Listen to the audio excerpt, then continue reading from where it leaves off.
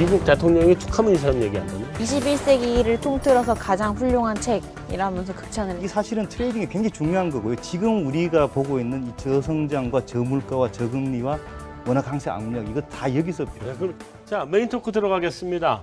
오늘은 이제 피케티 열풍입니다. 피케티 열풍이 우리 금융시장에 어떤 시사점을 주느냐 뭐 이런 건데, 사실 나도 이런 거 한번 해보고 싶었어.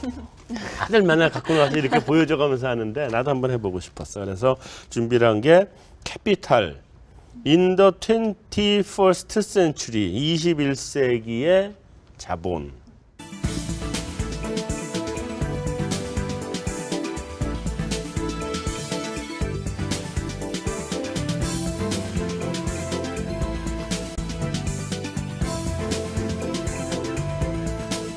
태문현 기자가 나온 거는 아무래도 외신하고도 연관이 많죠. 뭐 그렇죠. 미국 대통령이 툭하면 이 사람 얘기한다며요. 뭐 그렇다고 하더라고요. 뭐 네. 미국뿐만 아니라 워낙 세계적으로 이슈가 되고 있는 것 같아요. 그래서 저도 같이 나왔습니다. 뭐 세금 좀 인상을 해야 된다거나 뭐 이러면 이 사람이 얘기 들어가면서 이 사람이 그랬다 뭐 이러고. 뭐 강력한 지원군이 되나 본 것 같은데요. 그러니까 말이에요. 어느 정도나 지금 외신의 반응이 어느 정도 그렇게 인기예요? 막 엄청 인기. 미국뿐만 딴 데도 다 그래요? 그 단어 특히 미국에서 이제 아무래도 심한데 뭐 락스타라고 표현을 하더라고요. 대형 신인 이 정도로 보면 될 것 같아요. 뭐 그냥 질병센터에서도 이 책에 대한 소개를 해놨더라고요. 왜 이렇게 이슈가 되는지에 대해서 페이퍼를 통해 가지고 왜 그런지 이 책의 내용이 어떤지 막 그렇게 소개를 하기도 하더라고요. 지금 여의도 증권가에서 물론 이제 자본주의 최첨단이기 때문에 누구보다도 그 정부의 규제라든가 뭐 소득 분배에 관련된 어떤 규제 이런 것들 싫어하는 게 증권가이기는 합니다. 근데 최근에 증권가에서 많은 사람들 중 뭐 많은 사람들이라고 하면 좀 오해가 있습니다만 상당한 사람들이 이런 유의 어떤 그 기존의 방식으로 계속 가다가는 결국 공멸한다는 그런 인식들이 점점점 번져나가고 있는 것도 사실입니다. 그래서 우리 자본시장과 우리 경제의 성장, 지금 우리가 지금 2년째 뭐 2%, 3%, 3년째인가요? 이렇게 성장률이 지금 바닥에 딱 들어붙어 있는 상태에서 이게 왜 이런지, 이게 단순히 사이클의 문제인지 아니면 뭔가 근본적인 문제가 있는지 한번 되짚어 볼 수 있게 하는 굉장히 중요한 그 시사점을 준다고 저는 생각합니다. 여보세요. 지금. 우리 시사점은 원래 보통 제일 뒤에 가서 얘기하는 거야. 근데 시작부터 얘기하고 시사점이 크다라고 이야기하고. 시사하는 바가 크다? 예. 앞으로 얘기하겠다? 맞습니다. 누가 소개하고 넘어갈까? 한번 토마 피케티 교수 한번 소개 좀 하고 들어갑시다. 네, 일단 제가 뒷조사를 좀 해왔습니다. 좋아요. 우리 뒷조사 이런 거 좋아해요. 우리. 뒷조사긴 한데 인터넷에 다 공개된 뒷조사라서 뭐 굳이 뒷조사를 정보의 95%, 99%는 다 인터넷에서 나옵니다. 그렇죠? 네. 국가정보도 인터넷에서 다, CIA도 그래요? 인터넷에서 다. 아주 조금만. 예, 아주 조금만. 휴민트로. 예, 1971년 5월 7일생이고요.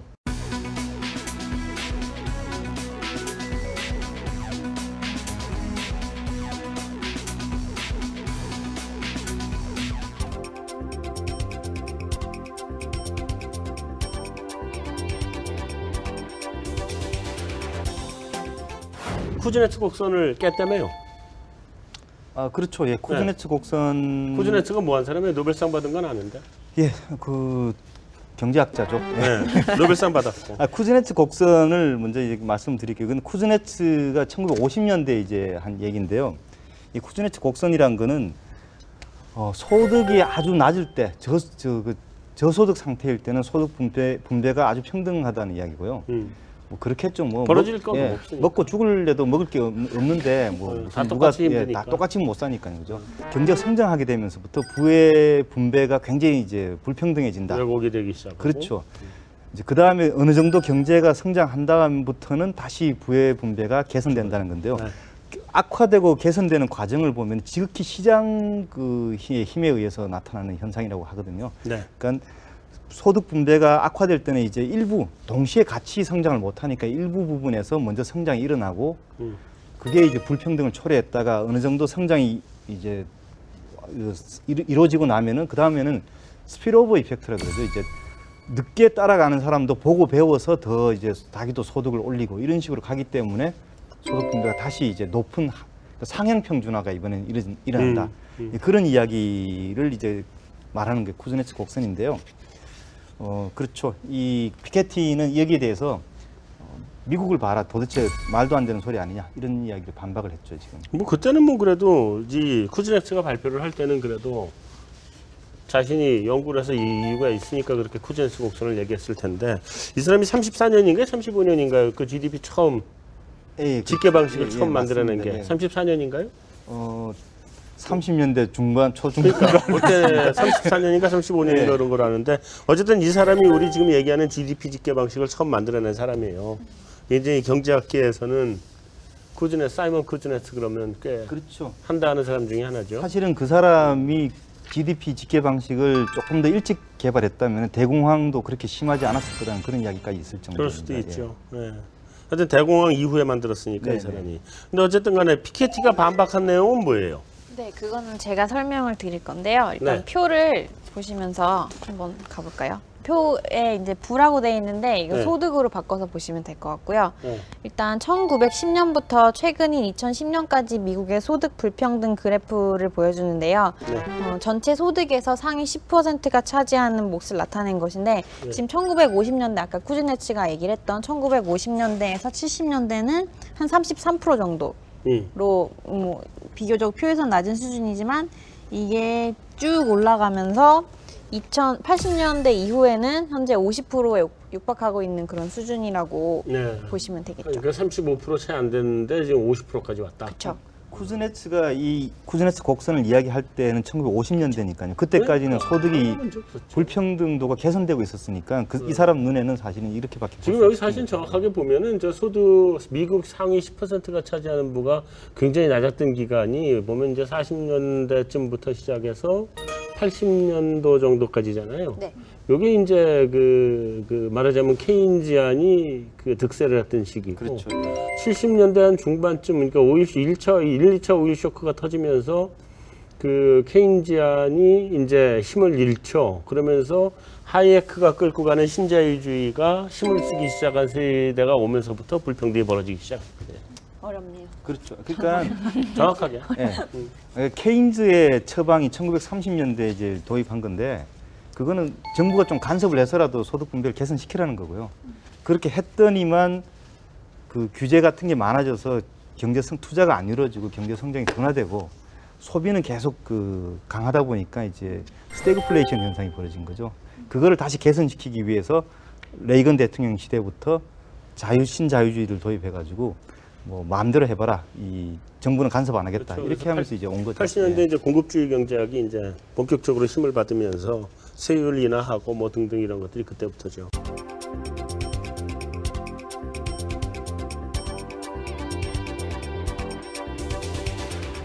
자, 피케티가 그 불평등의 원인이라고 지적한 것은 뭐였죠? 그게 이제 이 피케티 책에서 쟁점이라고 할 수 있는데요. 이건 부등식으로 설명을 드릴 수가 있어요. 네. R이 G보다 크다. 그런데 여기서 R이 뭐냐면 자본 수익이고요. 네. 자본 수익이라고 하면 뭐 배당금, 이자, 뭐 임대료 이런 기타 자본 소득을 얘기하는 거고요. 네. G는 경제 성장률입니다. 네. 그래서 자본 수익이 경제 성장률보다 높기 때문에 자산가들이 돈을 더 많이 벌게 되고 이런 그 순환이 계속 악화하면서 경제가 성장을 할수록 오히려 부의 불평등은 더 커질 수밖에 없다 이런 얘기입니다. 그러니까 R은 이제 리턴이고 G는 그로우스고. 네. 그래서 리턴이 그로우스보다 크다. 그렇죠. 그렇게 되는 이유가 정확하게 왜 그래요? 네, 그리고 또 이제 표를 보여드려야 될 것 같은데요. 네. 이게 1870년대 이때가 산업혁명 이후고 네. 그 이제 2080년대까지 있는 좀 굉장히 긴 그래프인데요. 굉장히 긴 거네 진짜. 네, 이거는. 산업혁명 이후에 이제 연도별로 사유 자산과 국민소득의 비율을 나타낸 그래프입니다. 1950년대 이후에는 자본가들이 몰락을 하면서 뭐 불평등이 이렇게 악화하지 않았기 때문에 뭐 사유 자산의 비율이 뭐 2~3배 정도였지만 이후에 꾸준히 증가해서 2010년에는 4배에서 6배로 상승을 했습니다. 한마디로 상속 자산이 일해서 번 소득보다 많이 늘어난다 이렇게 설명을 할 수 있겠습니다. 그러니까 이게 이제 우리 오늘 기왕에 이렇게 철학적으로 가기 시작한 김에 얘기를 해보면 마르크스가 그래요. 그러니까 우리가 부르주아가 있고 프롤레타리아가 있고 그 사이에 두 가지 더 있거든요. 이게 뿌띠 부르주아가 있고 룸펜 프롤레타리아가 있죠. 요건 얘기할 필요 없고 뿌띠부르주아가 약간의 자본도 가지고 그래서 자기가 노동을 해서 벌어먹고 살아야 되는 게 뿌띠부르주아인데 결국 이게 좀 자본주의가 발달하면 이 뿌띠부르주아가 전부 다 프롤레타리로 떨어진다는 거거든. 그러면서 분배가 더 불공평해진다. 네, 맞아. 그런데 지금 요즘 세상을 보면 중간의 자본가라는 게 이제 없잖아요. 대기업가나 아니면 근로자밖에 없죠. 그리고 중간이 없어져 버렸죠, 완전히. 중소기업 살기 더 힘든 세상이 됐고. 이렇게 이제 벌어지는 거죠, 어쩔 수 없어. 피케티가 바로 그 얘기를 했는데요. 네. 뭐 앞으로 이런 얘기를 했어요? 네, 85년의 시나리오를 제시했는데 나도 좀 똑똑하구나. 불평등이 더 심해진다라고 이제 방금 말씀하셨듯이 이렇게 말을 했는데 네. 뭐 금리가 오른다거나 부동산이나 석유 등 이렇게 자원의 가격이 오르면 오히려 불평등이 더 심해진다 이렇게 얘기를 했습니다. 또 뭐 피케티 이론에서 보면은 지금처럼 경제 성장률이 굉장히 낮고 뭐 안정적인 수준을 이어갈 때 격차가 더 벌어진다 이렇게 네. 얘기를 했는데요. 네, 그게 바로 이제 85년을 내다보고 한 전망이죠. 근데 저는 사실 이 생각하고는 좀 달라요. 앞으로 85년은 소득 분배가 악화되지 못할 거라고 저는 생각해요. 예. 또 다른 또 다른 주장이 나왔다. 악화될 때는 악화돼서라는 얘기 그렇죠. 아니면 이 그림을 자세히 보면요. 이 앞에 자료가 없기 때문에 정확하게 이제 그 1910년 이전에 무슨 일이 벌어졌는지는 알 수가 없습니다만 그 당시에 미국 경제 사회의 어떤 분위기를 봤을 때는 이 그래프는 계속 악화되어 왔을 겁니다, 아마. 그렇겠죠. 예. 그러다가 자본가가 이제 계속 만들어졌죠. 그렇죠. 이게 50%에 도달하는 순간 대공황을 맞았거든요. 그다음에 지금 여기 50%에 도달하는 순간 미국 금융위기가 발생했습니다. 이게 우연이 아니라 필연이라는 거죠. 그러니까. 예. 그렇다면 이 떨어진다? 대공황이 발생한 이후에 벌어졌던 일들이 어떤 일들이 벌어졌냐를 보면은 그 미국의 정권이 이 공화당 일색인 대통령들이 민주당 쪽으로 정권이 넘어가고 네. 이 넘어간 정권의 민주당 정권에서는 계속 소득 분배를 강화시키는 어떤 정책들을 썼고요. 그게 이제 이렇게 그 획기적인 어떤 소득 분배 그건 개선을 금리가 가져왔고, 떨어진 게 예. 자본가가 망해서 그런 거예요? 아니면 둘 다죠. 일단 프롤레타리아가 월급을 더 받아서 그런 거예요? 둘 다입니다. 예. 둘 다? 예, 예. 일단 이 금융위기 직후에 대공황 직후에 이제 자기 자산 가치가 엄청 깨져버리니까 거기서 한번 한번 깨지고. 그다음에 한 가지 좀 이때 특수한 상황은 이제 2차 대전이 있었기 때문에 세금을 엄청나게 올릴 수가 있었고요. 지금 남아있는 기록에 의하면 당시 20만 불 넘는 소득 구간에 대해서는 94% 세율을 매겼다고 합니다. 그런 그 당시에 식의 20만 불은 지금 20만 불하고는 좀 다르죠. 그렇죠. 200만 불이 넘어가는 200만 불보다도 훨씬 예, 더 예, 많을 예. 거예요. 현재 화폐 가치로 하면 훨씬 크긴 하겠죠. 그렇게 해서 이제 그 소득 분배를 개선시키고 1950년대 미국 중산층들이 다시 활짝 꽃을 피는 일이 벌어졌는데 그러니까 50년대가 이제 그렇죠. 중산층이 제일 예. 탄탄할 때죠. 근데 이제 그게 이제 부작용이라는 게 이제 그 소득 분배를 너무 개선을 강조하다 보니까 기업의 어떤 효율성이 떨어지고 그다음에 이제 물가가 오르는 현상 이런 것들이 나오면서 다시 바꾼 거거든요. 그러니까 네. 저는 이런 그 매끈한 한 가지 상황이 이런 일이 벌어진다고 생각 안 하고 분배를 강조하는 국면과 효율성을 강조하는 국면이 번갈아 가면서 나타난다 이렇게 보고 있고요. 지금은 우리가 이제 분배를 강조하는 국면으로 진입하는 초기 단계에 우리가 와 있지 않냐 이런 생각이 듭니다. 예. 어떤 이벤트가 터져야 된다는 정신을 차리려면 이벤트가 책도 하나의 그런 이벤트가 될 수 있지 않을까요? 자, 어쨌든 피케티 이론에 대해서 이 뭐 각자 의견들을 좀 얘기는 한 것 같은데, 자, 누진 부유세는 그래도 한번 좀 얘기하고 가야 될 것 같아, 그죠? 네, 맞습니다. 아까 그 부유세? 정치적인 해결책이 필요하다라고 전 박사님께서 말씀하셨는데요. 네. 피케티도 정치적으로 해결할 수밖에 없다 이렇게 얘기를 했는데 그 중에 이제 두 가지 대안 제시했는데요. 하나는 소득세 최고세율을 80%까지 높이자 이거였고 다른 하나는 자산에 대해서 글로벌 부유세를 매기자 이런 얘기였는데요. 이걸 보시면은 연간 소득이 50만 달러나 100만 달러를 넘을 경우 80%의 세율을 부과하자고 제안을 했습니다. 그럼 그렇게 내도 돼요? 그렇게 내면 경제가 돌아가나? 사실 그 어디서 어느 책에서 보니까요. 우리나라 기준으로 재산이 200억인가 300억 넘어가면은 사는 게 그렇게 차이 안 난다 그러더라고요. 그러니까 그 이상의 돈을 모으려고 사람이 계속 욕심 부리는 게 이제 뭐 어떻게 보면 경제 성장의 원동력이기도 하지만 또 어떻게 보면은 지나친 소득 불평등의 이제 이유도 되기 때문에 그 소득 불평등이 결국은 이 어떤 회사 입장에서 종업원들한테 충분한 어떤 급여를 뭐 주지 않는다든가 이렇게 하면서 그 종업원이 결국은 소비자이기도 한데 그 소비자들이 소비를 충분히 못 해주기 때문에 기업이 성장이 멈춰버리는 이런 악순환에 빠지는 걸 막기 위해서라도 저는 필요하다고 봅니다. 예. 네. 여기는요? 방송 분량이 나와야 된다. 이거. 저는 일단 그 레인지 듣고만 안에 있지 안 말고. 들어있어서 이렇게 세금을 내주시고 경제가 활성화되면 참 좋긴 하겠는데 그 세금은 안 내요? 내주시고 하면서 저를 저도 못 내요.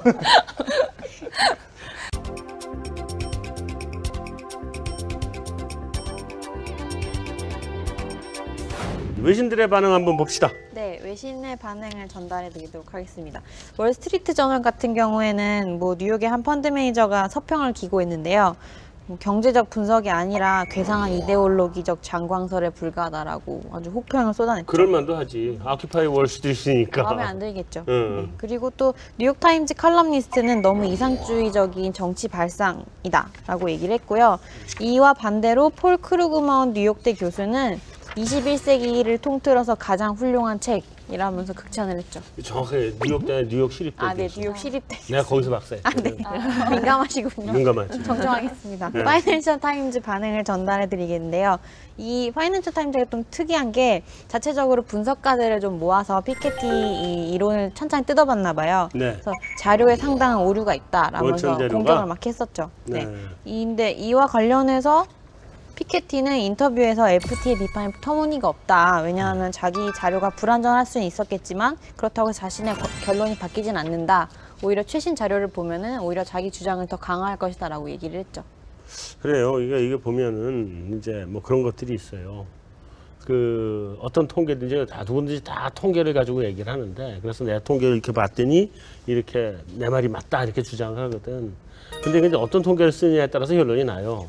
그래서 전민규 박사도 뭐 주장할 수 있겠지.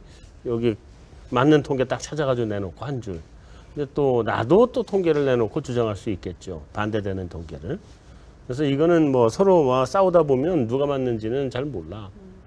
그거 뭐 저는 좀 주목할 만한 외신 반응이 하나가 포춘지였는데요. 네. 뭐 21세기 자본론에 대한 비판 중에서 어느 것도 불평등 현상의 중요성 자체를 부정하지는 못했다라고 지적을 하면서 이 책의 분명한 업적 중에 하나는 지금 현재 진행되고 있는 논의의 초점을 불평등이 얼마나 심각하냐에서 해결책이 무엇이냐로 옮겨놨다. 이 부분이 좀 주목할 만한 것 같아요.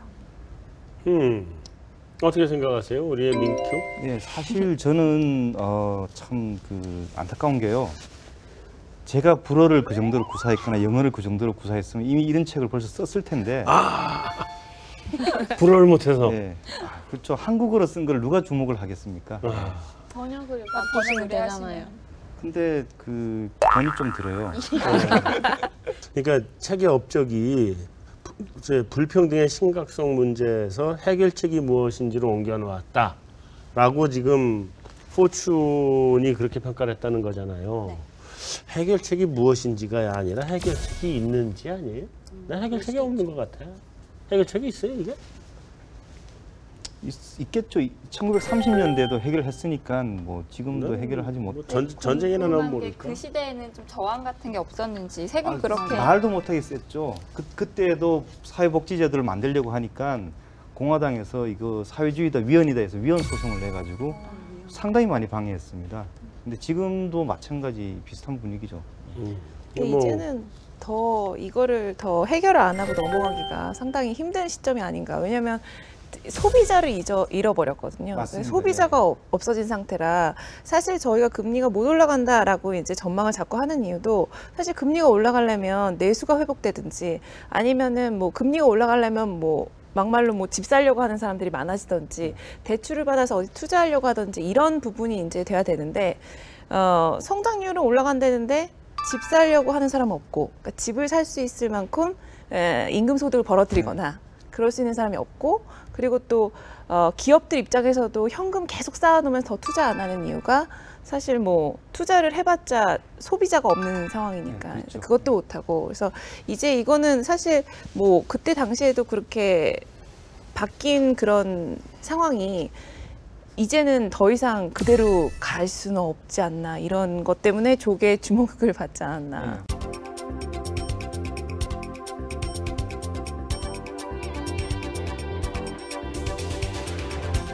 자, 우리 피케티 신드롬 이제 뭐 유독 지금 이게 미국에서 우리나라는 이게 뭔지도 몰랐거든, 나 솔직히.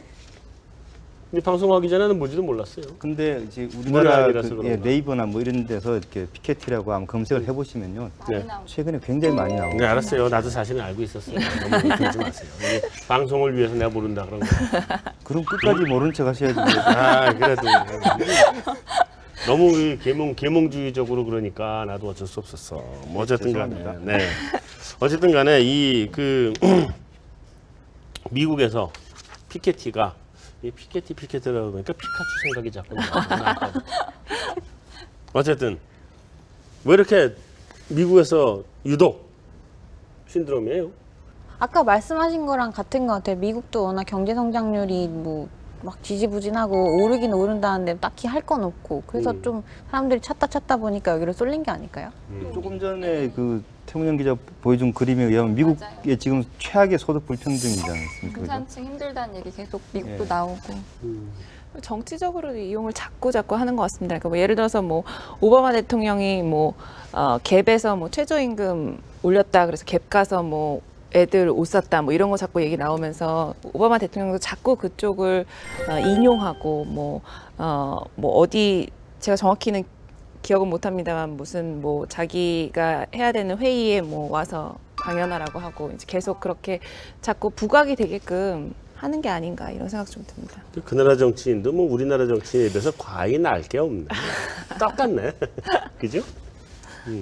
우리는 어때요? 우리 소득 양극화가 좀 많이 벌어진 상태예요? 예, 제가 이제 다른 숫자, 우리는 이제 이런 숫자를 계산을 할 수가 있는 데이터가 없는 상황이고요. 우리는 이제 통계청에서 나온 그 소득 10분위별 어떤 그런 소득 10분위 예, 배울 평균 소득, 월 평균 소득을 보니까 대략 그 하위 10% 소득하고 상위 10% 소득하고 배율이 90년대에는 한 6배 정도 차이 나더라고요. 근데 2000년대로 넘어오면서 이게 10배에서 12배 사이로 지금 벌어진 상황이기 때문에 아 그래요? 예, 우리도 소득 불평등은 사실은 더 커진 거라고 봐야 되죠. 예. 자영업자들이 설 자리가 없다는 느낌이 굉장히 들거든요. 예전에는 뭐 조그만 공장을 해도 먹고 살 수 있었는데 네. 이젠 차라리 그냥 공장을 안 하고 거기 땅을 아파트를 짓거나 그렇게 해서 네. 돈을 버는 게 낫다 뭐 이런 식의 거기에 좀 관련된 경제 데이터도 보니까 있어요. 저기 그 한국은행에서 나오는 거 보니까 국민 가처분 소득 중에서 개인 부분이 차지하는 비중이 90년대에는 75% 내외인데 지금은 이제 65% 정도로 떨어졌으니까요. 그 소득 줄어든 거의 상당 부분이 가계의 그 비즈니스 그 사업 소득이 줄어든 부분이 아 그래요? 예 절대적으로 차지하거든요. 결국은 예. 대기업에 다니거나 아니면 대기업을 하고 있거나 아니면 전문직이거나를 제외하고는 아니면 원래 뭐 상속받은 자산이 예. 많거나 이거 금수저 빼고는 물고 티가 나더라고요. 예, 그러니까 뭐 이렇게 부를 늘릴 방법이 그닥 없는 것 같아요. 그래서 이제 그런 것도 있고 뭐 이런 부분 아니까 난 사실 생각을 하는데 두 가지예요. 뭐 보면은 경제 위기가 오면 소득 분배가 나빠져요. 그게 회복되는 과정에서 뚝 떨어졌던 이 하위 소득자들의 월급은 잘 안 올라오고 소득은 안 올라오고 이 상위 소득자들의 소득이 먼저 올라갑니다. 회복되는 과정에서 먼저 올라가기 시작을 해요. 그러니까 양쪽이 쭉 떨어졌다가 이것만 올라가니까 벌어지죠. 이러다 이제 경기가 아주 좋아져 얘가 따라 올라와서 좁아져요. 항상 그래서 벌어졌다 좁아졌다 벌어졌다 좁아졌다 하는데 지금은 이게 최고로 벌어져 있는 상태일 거예요. 경제 위기가 아직 완전히 회복되지 않은 상태이기 때문에 그런 상태일 거다. 그래서 이런 거에 대한 불만이 미국에서도 충분히 있을 수 있죠. 미국이 지금 신규 고용이 그렇게 늘어나는데 우리도 지금 고용이 73만 개 이렇게 늘어나도 실업률은 더 올라가고 있잖아요. 우리가 경제 바깥으로 나갔던 사람들이 얼자리 좀 찾아볼까 하고 안으로 들어오니까 실업률이 올라가는 거거든요. 고용이 늘어도. 미국도 지금 그런 상태 아닌가 싶은 생각도 들고. 예, 미국의 그리고 고용이 가장 많이 늘어나는 산업은 그 템포러리 잡 그렇죠. 예. 캠핑을 많이 하겠죠. 우리도 마찬가지고.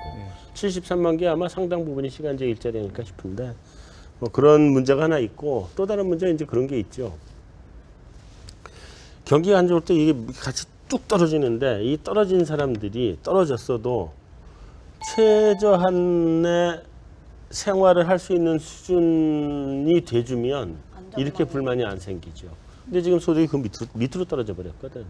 그러니까 이런 상태에서는 미국이나 우리나라 다 이런 책들이 유행할 수밖에 없는 거거든요. 아마 이거 우리나라에도 이게 신드롬은 생길 수 있을 거예요. 문제는 너무 어려워서 사람들이 안 읽는다는 게 문제지. 그래서 제 꿈이 가장 쉽게 설명해주는 경작. 또 빨리 써. 그러니까 쓰고 난 다음에 얘기해요. 어쨌든.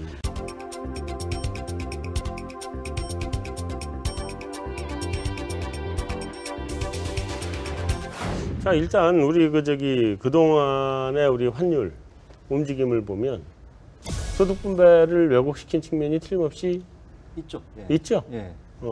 어떻게 생각하세요? 아무래도 뭐 수출로 먹고 사는 나라이다 보니까 2000년대, 2004년에도 소위 최준경 라인이라고 해가지고 상당히 개입을 많이 해서 이제 뭐 고환율로 수출 기업들 많이 좀 이익을 얻게 해줬고, 금융위기 이후에도 이제 환율이 1,600원 찍고 이제 막 자금이 들어오면서 많이 빠졌거든요.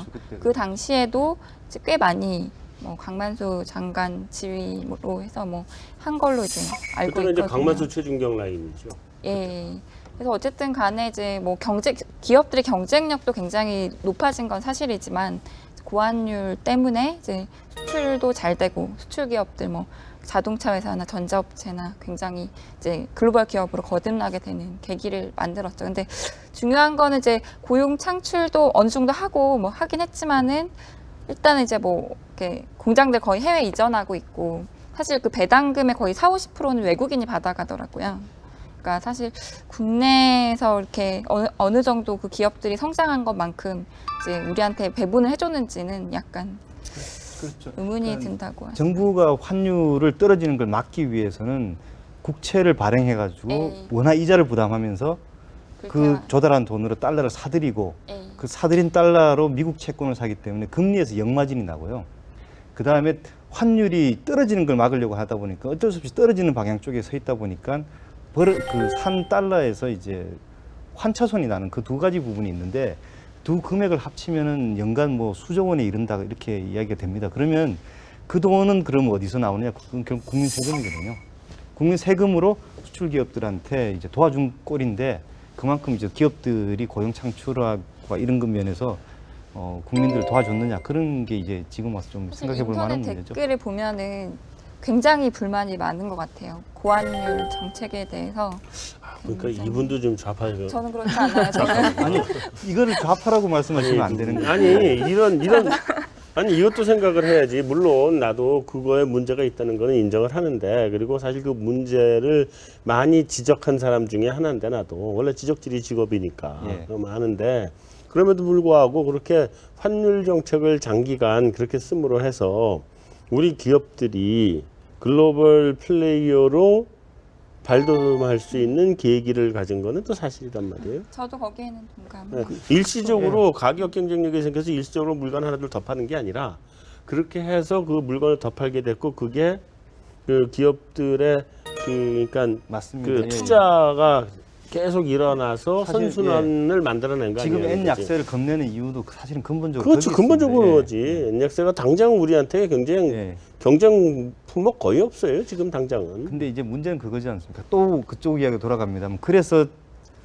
많이 벌었으니까 못 번 부분에다가 얼마나 이제 부가 이제 소득이 이전됐느냐, 그거를 이전 안 시키고 붙들고 있으면서 계속 수출 기업을 도와주자. 이거 흔들리면 안 된다. 그거는 이제 더 이상 더해주자는 얘기는 예, 아니에요. 더 이상 나도. 이 사람들을 설득할 명분이 없다는 거예요. 금리도 사실은 금리는 여러 가지 측면에서 보긴 봐야 될 것 같은데, 예, 그죠? 뭐 사실 뭐 금리가 낮아지면 가게 입장에서는 가계 대출의 이제 이자가 이제 낮아지는 거니까, 사실 금리 낮아지면 가게가 좋으냐라고 했을 때는 또 지금 최근에 그 한국은행에서 자료 같은 걸 나오는 걸 보면은 금리가 너무 낮아서 이제 가계 이자 수지가 악화되고 있다. 뭐 이런 얘기 또 나오고 있거든요. 그래서 금리가 딱히 낮은 게 좋으냐라고 했을 때는 가계에 어느 쪽이 좋으냐, 뭐 소득이 불평등이 어느 쪽이 좋으냐, 이건 약간 좀 애매해진 상황인 것 같고요.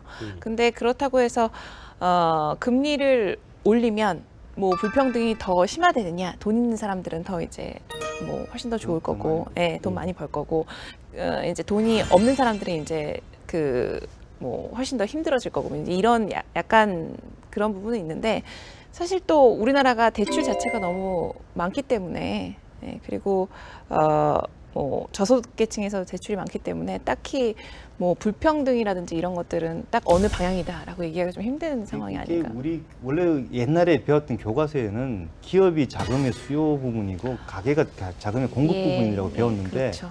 그 공식이 깨졌잖아요. 그래서 이게 막 헷갈리는 겁니다, 사실. 세상에 깨졌죠.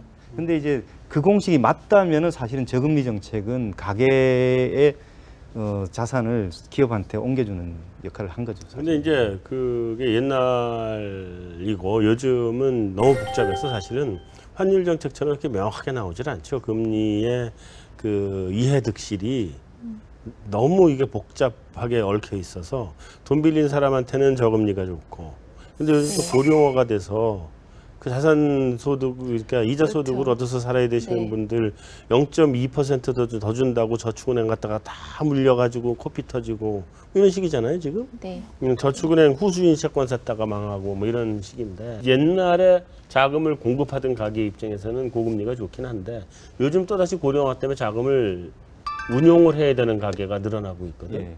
그러니까 아무래도 고금리 상황이 더 좋아지는 상황 그렇죠. 아닌가. 근데 이제 제 기억에 90년대 중후반에 기업들이 계속 요구했던 게 그 고비형 구조를 고쳐달라고 하면서 그렇죠. 그 저금리로 고비형 가잖아요. 구조에 1차로 지목했던 게 고금리였던 거예요. 고금리였죠. 왜 외환위기 이후에 우리 기업들이 외환위기를 극복한 거는 딱 두 가지예요. 하나는 환율이 따블 났죠.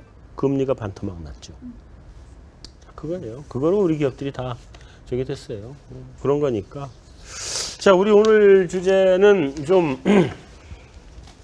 굉장히 어려운 그러니까 우리가 얘기하는 그 노마티브한 경제학, 규범의 경제학의 분야에서 얘기를 한 것 같아요. 그 유럽의 그 영국인가요? 그 앤서니 기든스가 제3의 길을 얘기했죠. 그때 유럽에서 얘기할 때는 너무 좌파 쪽으로 가 있던 유럽 경제가 좀 신자유주의를 받아들여서 중도의 제3의 길을 찾자는 그런 거였는데 뭐 미국이나 우리나라는 너무 신자유주의로 가 있는 게 약간 좌파 쪽으로 가서 제3의 길을 찾자는 주장을 해야 될 때가 오지 않았나. 그것이 이제 어떤 면에서 보면 아큐파이 월스트리트이기도 하고 또 어떤 면에서는 이런 토마 피케티 이런 좌파 경제학자가 득세를 하고 있는 그런 세상이 오는 걸 수도 있고 그런 것 같습니다. 어쨌든 우리가 제3의 길을 찾아서 이런 것들이 좀 더 안정적으로 균형적으로 성장해 갈 수 있는 길을 찾아보는 게 진행될 일이고 또 우리가 해야 될 일인 것 같습니다. 오늘 마무리하죠 여기서? 여기까지 마무리. 수고하셨습니다. 네. 고맙습니다.